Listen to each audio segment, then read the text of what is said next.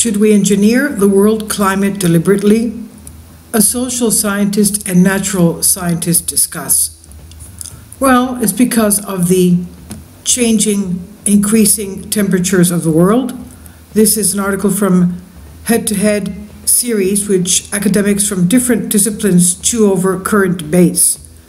And they let us know what would be covered. Details of how to deal with these things. Rob Bellany, in 2018, it has been a year of unprecedented weather extremes around the world, from the hottest temperatures ever recorded in Japan to the largest wildfire in history of California. The frequency and intensity of such events have been made much more likely by human-induced climate change.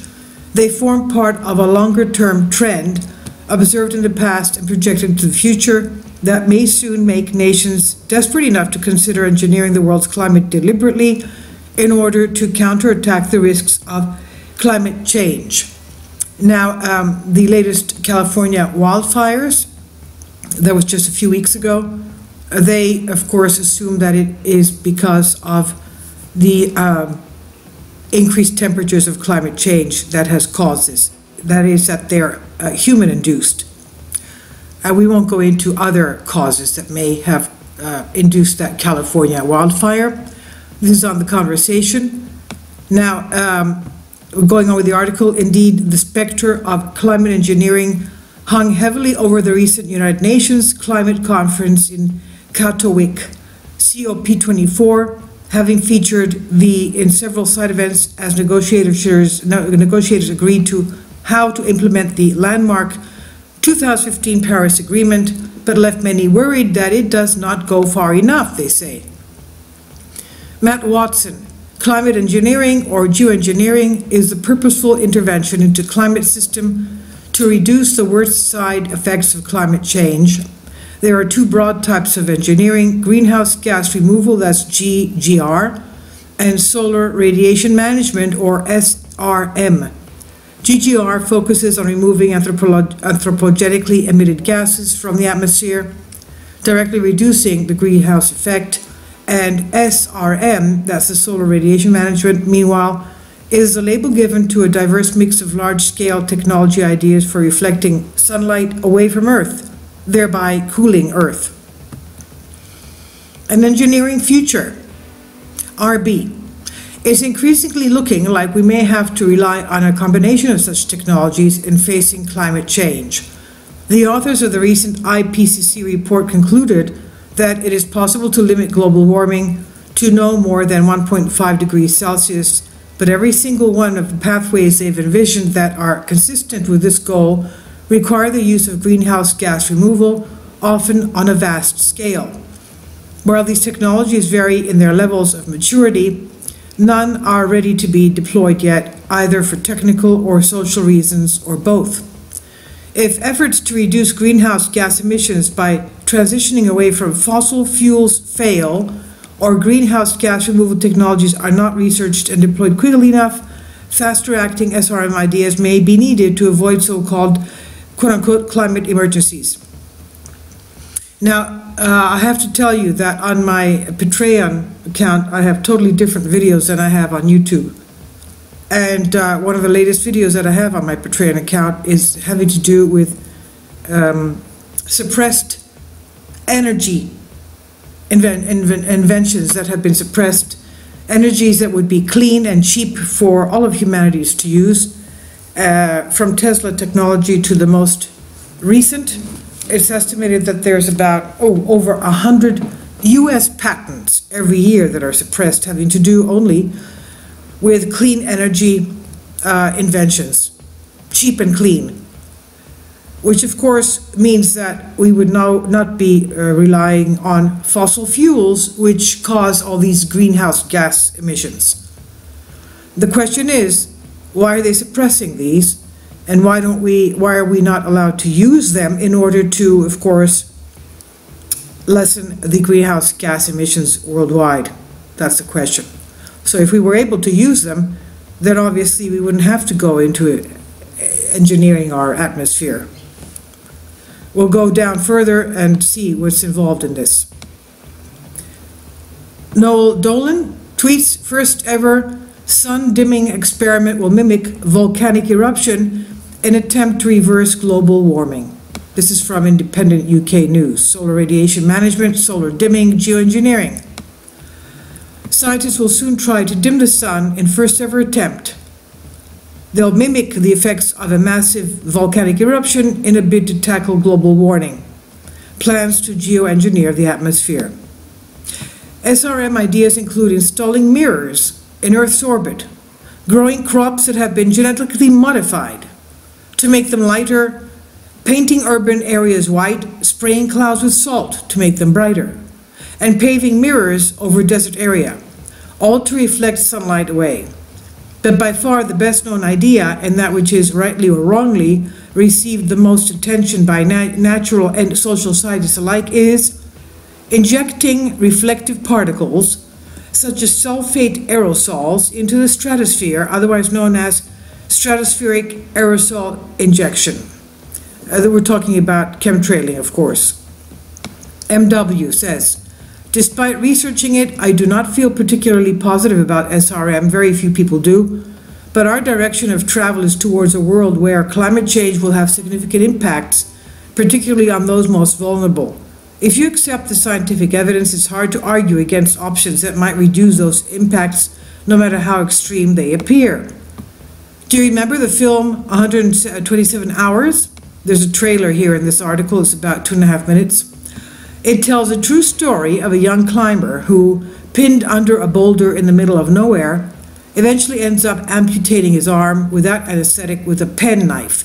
In the end, he had little choice. Circumstances dictated decisions, so if you believe climate change is going to be severe, you have no option but to research the options. I am not advocating deployment as broadly as possible because there may well come a point in the future where it would be immoral not to intervene. SRM,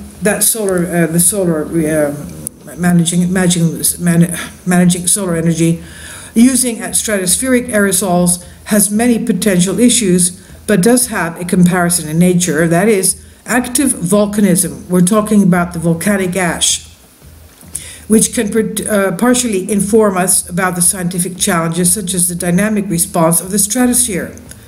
Very little research is currently being conducted due to a challenging funding landscape. What is being done is at small scale, financially linked to other more benign ideas, or is privately funded. This is hardly ideal. A controversial idea, RB says, but SIA is a particularly divisive idea for a reason. For example, as well as threatening to disrupt regional weather patterns, it and the related idea of brightening clouds at sea would require regular top-ups to maintain cooling effects. Because of this, both methods would suffer from the risk of a termination effect, quote-unquote, where any cessation of cooling would result in a sudden rise in global temperature in line with the level of greenhouse gases in the atmosphere. If we hadn't been reducing our greenhouse gas emissions to the background, this could be a very sharp rise indeed.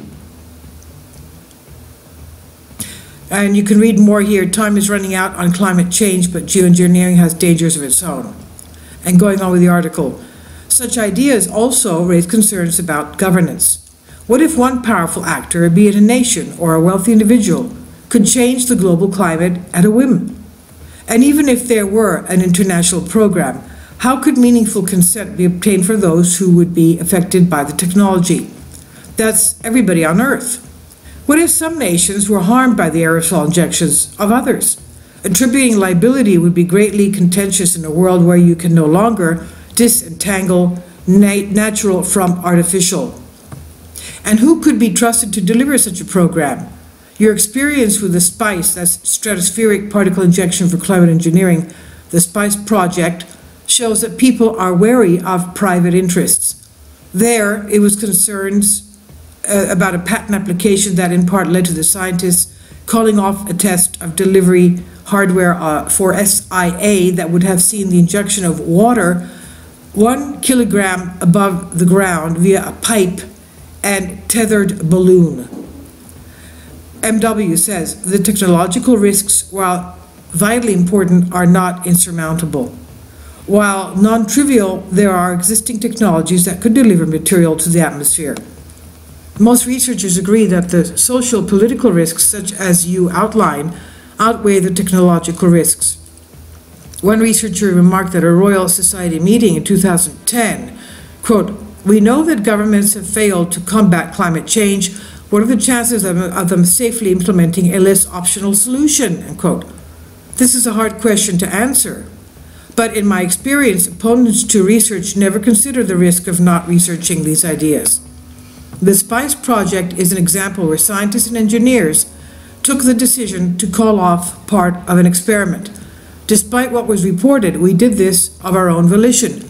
It annoyed me greatly when others, including those who purported to provide oversight, claimed victory for the experiment not going ahead. This belies the amount of soul-searching we undertook. I'm proud of the decisions we made, essentially unsupported, and in most people's eyes, it has added to scientists' credibility.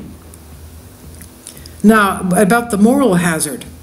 RB says, some people are also worried that the promise of large-scale climate engineering technologies might delay or distract us from reducing greenhouse gas emissions, a moral hazard. But this remains to be seen. There are good reasons to think that the promise or the threat of SRM might even galvanize efforts to reduce greenhouse gas emissions.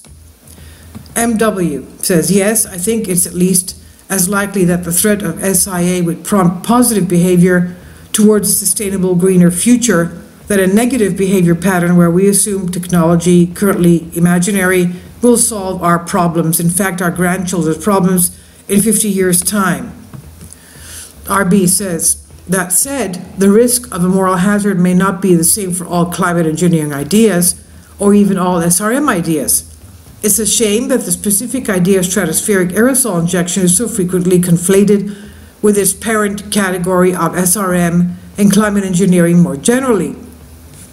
This leads people to tar all climate engineering ideas with the same brush, which is to the detriment of many other ideas that have so far raised relatively fewer societal concerns, such as more reflective settlements or grasslands on the SRM side of things, or virtually the entire category of greenhouse gas removal ideas.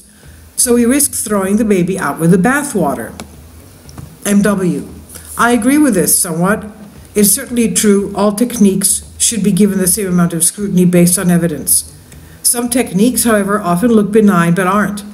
Modifying crops to make them more reflective, brightening clouds, even planting trees all have potential profound impacts at scale. I disagree a little in as much as we simply don't know enough yet to say which technologies have the potential to reduce the impacts of climate change safely. This means we do need to be thinking about all of these ideas, but objectively. Anyone that passionately backs a particular technology concerns me. If it could be conclusively proven that SIA did more harm than good, then we should stop researching it. All serious researchers in SIA would accept that outcome, and many are actively looking for showstoppers. RB, I agree, but at present there is very little demand for research into SRM from governments and wider society. This needs to be addressed, and we need broad societal involvement in defining the tools and terms of such research, and indeed in tackling climate change more broadly. And the question of governance. MW says, some people think that we should just be getting on with engineering the climate, whereas others feel even the idea of it should not even be discussed or researched. Most academics value governance as a mechanism that allows freedom to explore ideas safely, and there are very few serious researchers, if any, who push back against this. A challenge, of course, is who governs the governors. There are strong feelings on both sides. Scientists either must or cannot govern their own research depending on your viewpoint. Personally, I'd like to see a broad international body set up with the power to govern climate engineering research, especially when conducting outdoor experiments.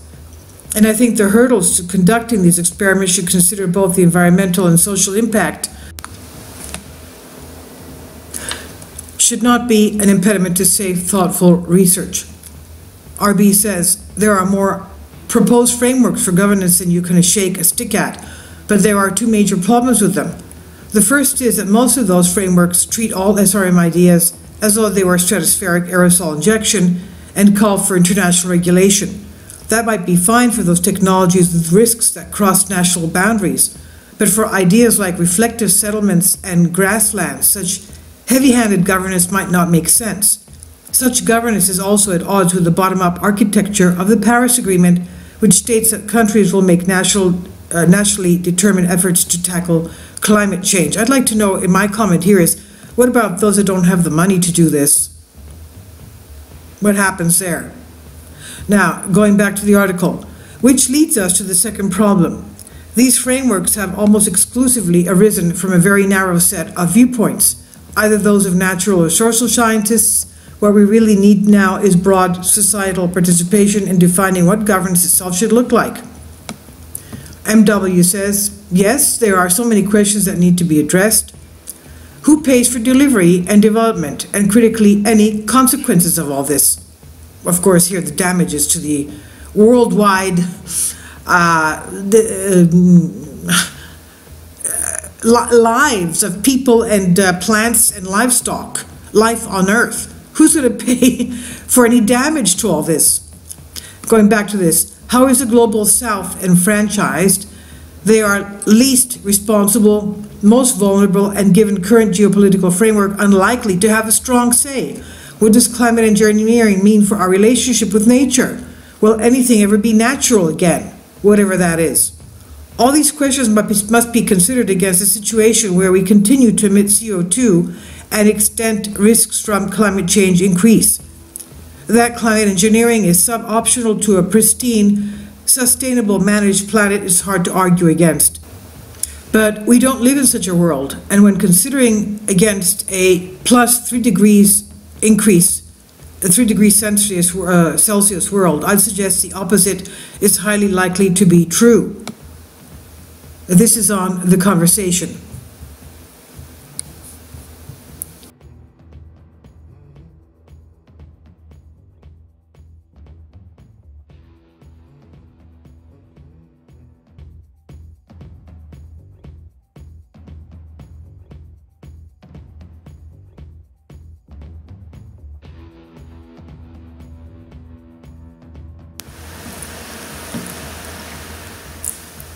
If you'd like to join me on my Patreon account, you will hear content not covered by mainstream media. These riveting stories will be based on my research, and I will state my opinions and give my personal insight on diverse and controversial subjects and world events not covered by mainstream media, and not supported by YouTube guidelines. So whatever I have on my Patreon, most of those will not be on my YouTube channel. Please consider becoming a member today. More of the most significant and important videos will be on my Patreon channel. Your support helps me to continue my research and keeps this YouTube channel alive. And we depend on your support, your generous charity, because we help economically challenged families here in Athens, Greece, in Kapota, and we also help the young generation with university tuition and the community around our church. Thank you.